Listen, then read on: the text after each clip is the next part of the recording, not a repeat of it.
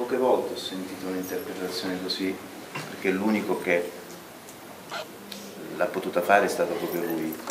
Ti faccio i complimenti perché hai dato, nelle strofe hai dato dei colori favolosi, nel ritornello meno, e ti dico di più, se ti liberi da quel vibrato, figlia mia, tu sei una creatura che spaccherà. C'hai 12 anni. C'hai 12 anni. Complimenti. Mi spieghi una cosa, ma il vibrato ti viene naturale o te lo stanno imponendo? Naturale. Allora, cerca di liberartelo perché ti spiego una cosa, a livello discografico una volta si cantava con il vibrato, faceva parte di un'epoca che il vibrato dava un colore, oggi a livello discografico non va più, in effetti se tu senti tutti grandi vanno tutti lisci, no? Vanno tutto sulla nota pulita. Vai come hai fatto sulle strofe, che eri così favolosa, hai dipinto, ti sei spostata anche ritmicamente, per cui controlla ancora di più il fatto del vibrato anche nelle parti alte. E come ti ho già detto sull'altro brano, attenzione, c'è, ok?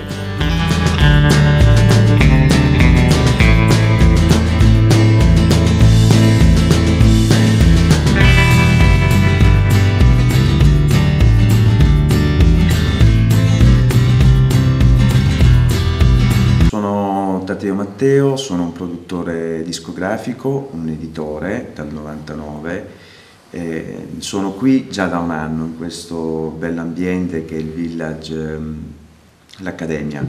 Io mi occupo principalmente nella sezione inediti, dove ai ragazzi curiamo più il fattore artistico, cerchiamo di almeno iniziare a creargli dei brani per loro. Abbiamo lanciato in questo anno accademico 2 grossi progetti. Il primo è il Village Promotion, che non è altro che è proprio indirizzato sugli inediti, dove tutti coloro che ne vogliono far parte avranno come premio ad aprile una promozione di 3 mesi in tutte le radio, una promozione discografica, e più avranno anche sui digital store la pubblicazione del singolo.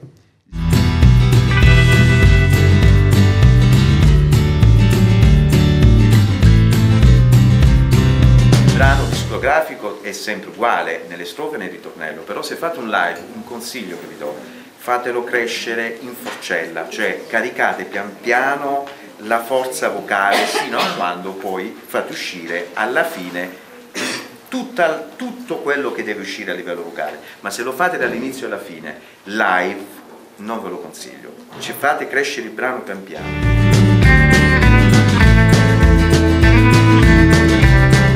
Sono la mamma dell'allieva Caliendo Angelica e veniamo dalla provincia di Napoli e siamo qui già da un paio d'anni al Village. Ci troviamo benissimo e il Village è un'opportunità per la maggior parte di questi bambini talentuosi che vogliono avere un avvenire in questo mondo così bello.